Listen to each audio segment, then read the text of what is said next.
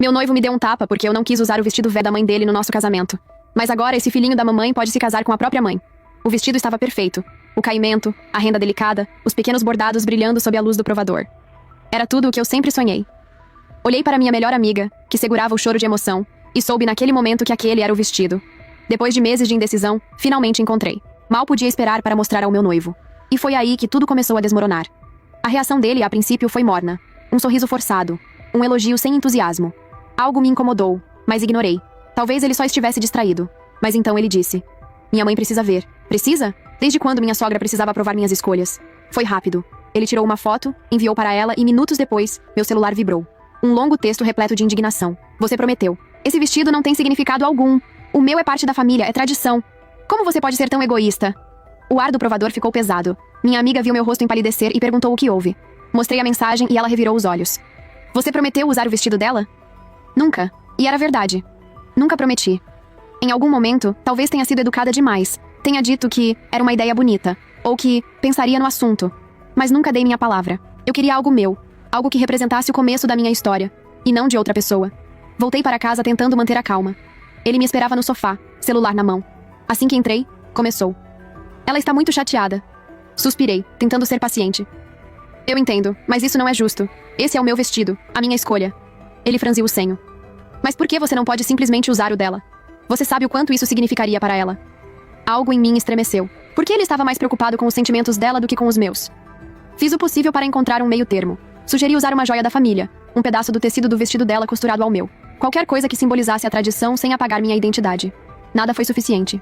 A cada conversa, a pressão aumentava. As mensagens da minha sogra se tornaram hostis. "Você não merece, meu filho. Você é ingrata. Se não pode respeitar a nossa família agora, nunca vai respeitar." E ele? Ele apenas assistia. Às vezes minimizava, dizia que eu estava exagerando. Outras vezes me pedia para não causar problemas. Mas em nenhum momento me defendeu. Eu estava sozinha nessa luta. E pior, comecei a me perguntar se realmente conhecia o homem com quem estava prestes a me casar. Os dias seguintes foram um pesadelo. Eu tentava seguir com os preparativos do casamento, mas a sombra da minha sogra pairava sobre cada decisão. As mensagens dela se tornaram mais agressivas. "Você está destruindo a tradição da nossa família. Você quer tirar meu filho de mim. Você não sabe o que é respeito." E ele?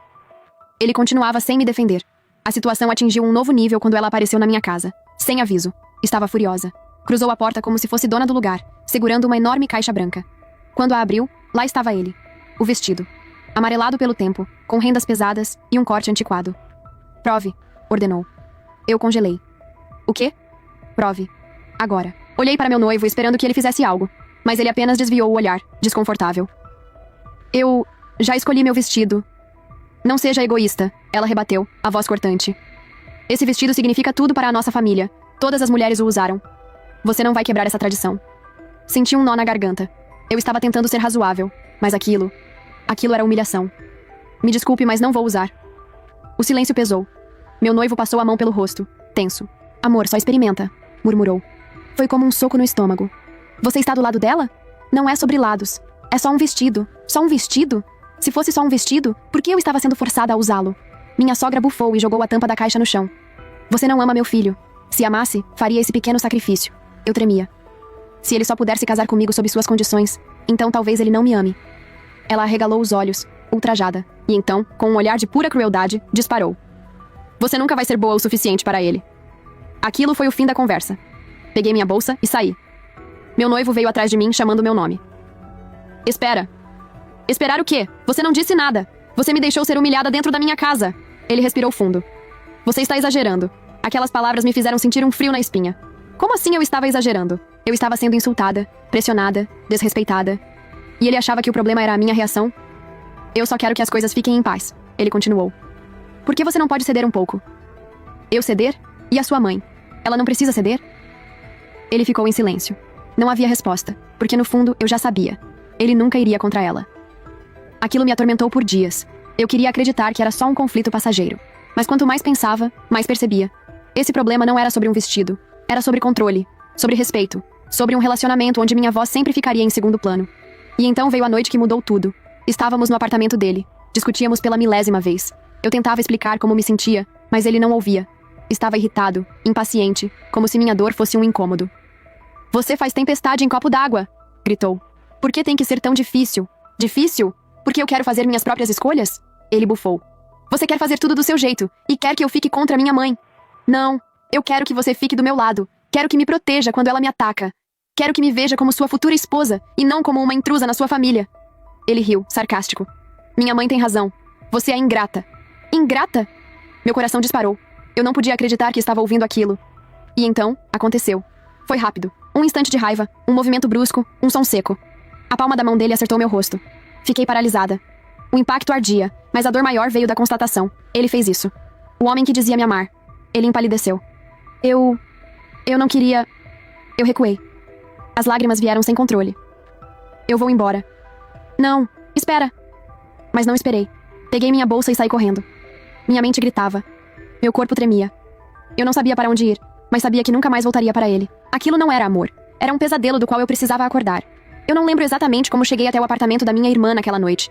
Só lembro do barulho dos meus próprios passos apressados na calçada, da respiração descompassada e do gosto salgado das lágrimas que escorriam sem parar. Ela abriu a porta, e assim que me viu, soube que algo estava muito errado. O que aconteceu? Sua voz estava carregada de preocupação. Eu tentei falar, mas as palavras pareciam travadas na garganta. Meu rosto ainda ardia. E então, sem conseguir mais segurar, desmoronei. Ele me bateu. O olhar dela mudou na mesma hora. O quê? O Lucas. Ele me bateu. O choque foi imediato. Minha irmã me puxou para dentro e fechou a porta com força. Esse desgraçado. A voz dela tremia de raiva. Eu vou matar ele. Eu não acredito que isso aconteceu. Minha voz saiu falha, quase um sussurro. Eu achei que conhecia ele. Ela me segurou pelos ombros, olhando direto nos meus olhos. Você conhecia. O problema é que ele nunca foi a pessoa que você achou que era. Eu queria discordar. Queria dizer que aquilo foi um erro, um momento de raiva, um deslize. Mas então a verdade me atingiu. Isso não tinha começado com um tapa. Tinha começado com pequenas coisas. Os comentários que diminuíam minhas opiniões. As vezes em que ele invalidou meus sentimentos. A forma como sempre priorizou a mãe e me deixou sozinha quando eu mais precisava. Eu não tinha percebido, mas estava presa em um relacionamento abusivo fazia muito tempo. E agora era hora de sair. Na manhã seguinte, fui buscar minhas coisas. Eu não queria vê-lo, mas não tinha escolha. Precisava encarar a situação de frente. Minha irmã insistiu para ir comigo, mas eu recusei. Se eu ia acabar com aquilo, queria fazer isso sozinha. Quando cheguei ao apartamento, ele estava lá. Amor. Sua voz era baixa, hesitante. Ele parecia abatido, como se não tivesse dormido. Mas eu não me deixaria enganar. Eu vim pegar minhas coisas, só isso. Ele passou a mão pelo cabelo, frustrado. A gente precisa conversar. Não, Lucas. A gente precisava conversar antes de você me bater. Agora acabou. Ele se aproximou, e eu instintivamente recuei. Ele percebeu. Você tá com medo de mim? Sim. A resposta curta o fez piscar, como se não acreditasse. Eu nunca quis te machucar. Foi um erro. Eu estava nervoso. Eu me perdi no momento. Cruzei os braços, mantendo minha postura firme. Um erro? Lucas, você passou semanas me pressionando. Deixou sua mãe me humilhar. Me fez sentir como se eu estivesse louca por querer algo meu. Isso não foi um erro. Isso foi um padrão. Ele ficou em silêncio. Pela primeira vez, sem argumentos. Comecei a pegar minhas coisas. Ele me observava, tenso, como se quisesse dizer algo, mas soubesse que nada mudaria minha decisão. Quando terminei, fui até a porta. Ele tentou segurar minha mão. Eu posso mudar. Puxei minha mão com firmeza. Você deveria mudar, mas não por mim. E saí. Pedir uma ordem de restrição foi mais fácil do que eu esperava. Eu tinha provas. Tinha mensagens da minha ex-sogra me ameaçando. Tinha o histórico de agressão. Em poucos dias, consegui o que precisava para garantir que ele não se aproximasse de mim. Mas, é claro, não seria tão simples assim. Ele não aceitou o fim. Primeiro vieram as ligações. Me dá outra chance. Depois, os pedidos através de amigos em comum. Ele está arrependido. Você sabe que ele não é assim. E então, uma noite, aconteceu o pior. Eu estava voltando do trabalho quando tive a sensação estranha de estar sendo observada. O medo percorreu minha espinha. Olhei ao redor, mas a rua estava vazia. Respirei fundo, tentando me acalmar. Talvez fosse só paranoia, mas quando cheguei ao meu prédio e olhei para o outro lado da rua, vi uma silhueta conhecida. Lucas. Meu sangue gelou. Ele não se mexia. Apenas ficou ali, me encarando. Corri para dentro do prédio e tranquei a porta com força. Isso foi o suficiente. Liguei para a polícia. Naquela noite, Lucas foi preso por violar a ordem de restrição. E pela primeira vez desde que tudo começou, eu me senti segura. Os meses seguintes foram uma jornada de cura. Peguei o dinheiro que gastaríamos na lua de mel e viajei com minha irmã. Precisava respirar. Precisava me lembrar de quem eu era antes de tudo aquilo. E aos poucos, fui redescobrindo minha força. Aprendi a confiar novamente. Aprendi que amor de verdade não machuca. E aprendi que nunca mais ignoraria meu instinto.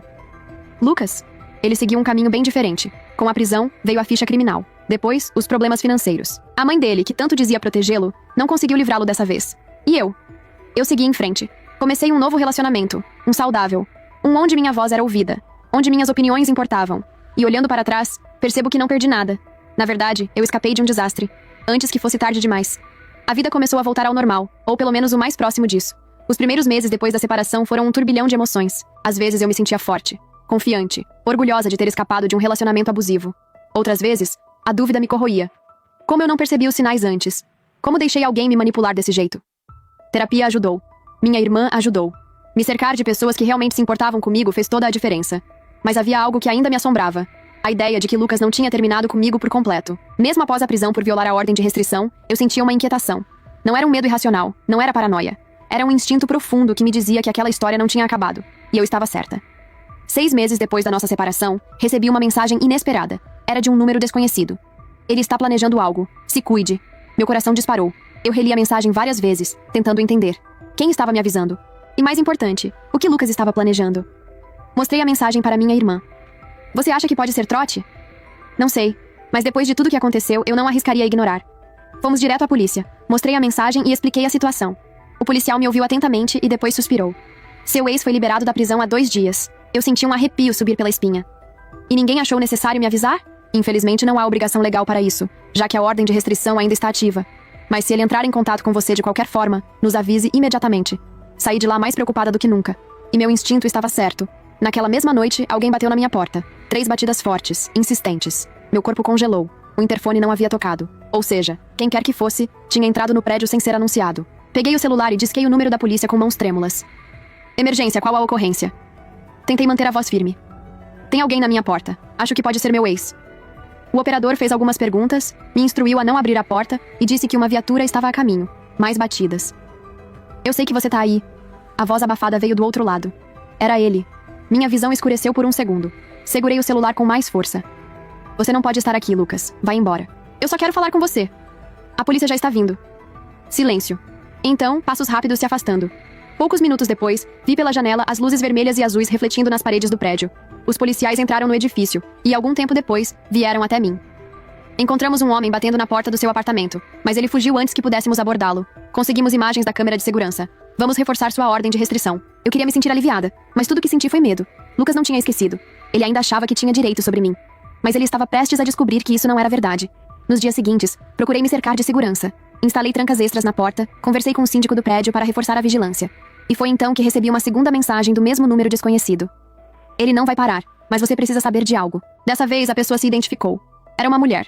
O nome dela era Marina. Ela pediu para me encontrar pessoalmente. Disse que tinha informações sobre Lucas que poderiam me ajudar. No começo, hesitei. Mas algo dentro de mim dizia que eu precisava ouvir o que ela tinha a dizer. Marcamos um encontro em um café movimentado. Quando cheguei, reconheci Marina de imediato. Ela parecia nervosa, mexendo nas unhas, como se ensaiando o que iria me contar. Sentei à sua frente. Oi, eu disse, cautelosa. Como você conhece o Lucas? Ela respirou fundo. Porque ele fez a mesma coisa comigo. Meu estômago revirou. Como assim? Ela desviou o olhar, claramente envergonhada. Eu namorei o Lucas antes de você. E no começo era tudo maravilhoso. Ele era carinhoso, atencioso. Eu achava que tinha encontrado o cara perfeito. Meu coração acelerou. Eu já sabia onde isso ia dar. Mas então as coisas começaram a mudar. Ele ficava obcecado em controlar minha vida. Escolhia minhas roupas, questionava minhas amizades. E quando eu tentava me impor, ele dizia que eu estava exagerando. Ela fechou os olhos por um segundo, como se estivesse revivendo tudo. A primeira vez que ele me bateu, eu também achei que fosse um erro. Mas depois veio a segunda. E a terceira... Minha respiração ficou pesada. Por que você nunca denunciou? Ela riu, mas foi um riso amargo. Porque eu tive medo. Porque a mãe dele me manipulou, me convenceu de que eu era culpada. Minha raiva aumentou. Aquela mulher sabia o que o filho fazia. E escolheu protegê-lo em vez de proteger as vítimas. Marina me encarou. Quando vi sua história, soube que precisava te avisar. Lucas não machuca só fisicamente. Ele destrói a gente por dentro. E ele não aceita ser rejeitado. Meu corpo inteiro tremia. Você acha que ele ainda vai tentar me procurar? Ela assentiu. Tenho certeza. Marina me deu algo importante naquela noite. Provas. Ela ainda tinha mensagens de Lucas. Conversas em que ele a ameaçava. Até mesmo uma gravação de uma briga onde ele admitia as agressões. Levei tudo à polícia no dia seguinte. Dessa vez, a resposta foi imediata. Com o novo material, Lucas foi preso novamente. Desta vez, sem chance de fiança. A notícia se espalhou rápido. Descobri que não éramos as únicas. Outras mulheres começaram a aparecer, contando histórias parecidas. E sua mãe? Dessa vez, ela não conseguiu protegê-lo. Pela primeira vez, Lucas enfrentaria as consequências de seus atos. E eu? Eu finalmente estava livre. Livre do medo. Livre da manipulação. Livre do peso que carregava sem perceber.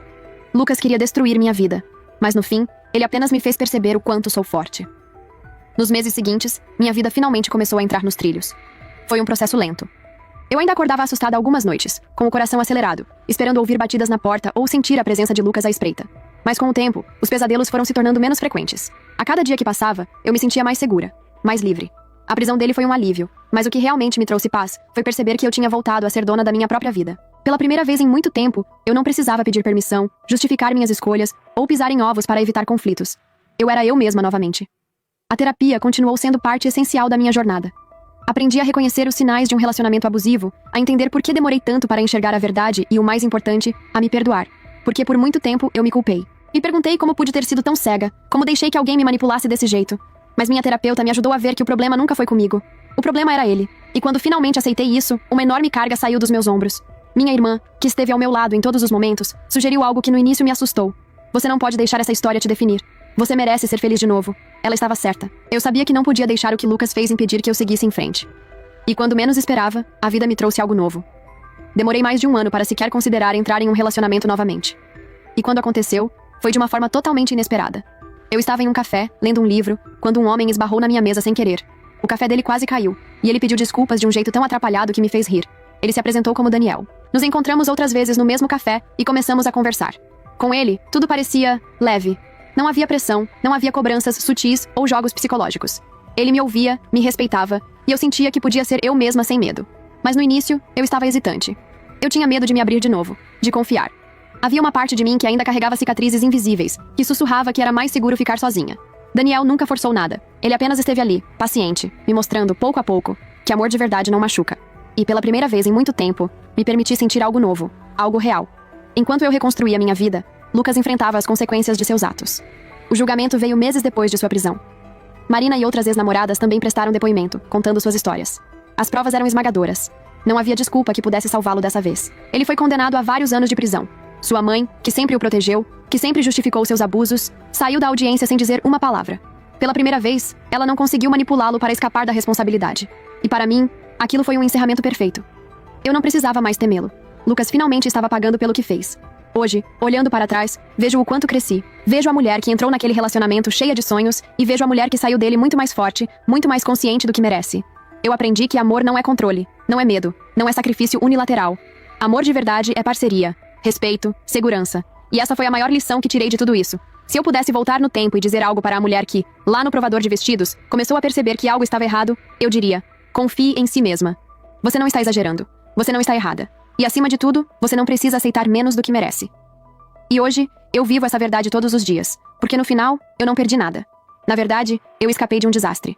Antes que fosse tarde demais. Se você gostou dessa história, não se esqueça de deixar o like para apoiar nosso trabalho. Inscreva-se no canal para não perder mais histórias impactantes como essa. E claro, compartilhe sua opinião nos comentários. Queremos saber o que você achou.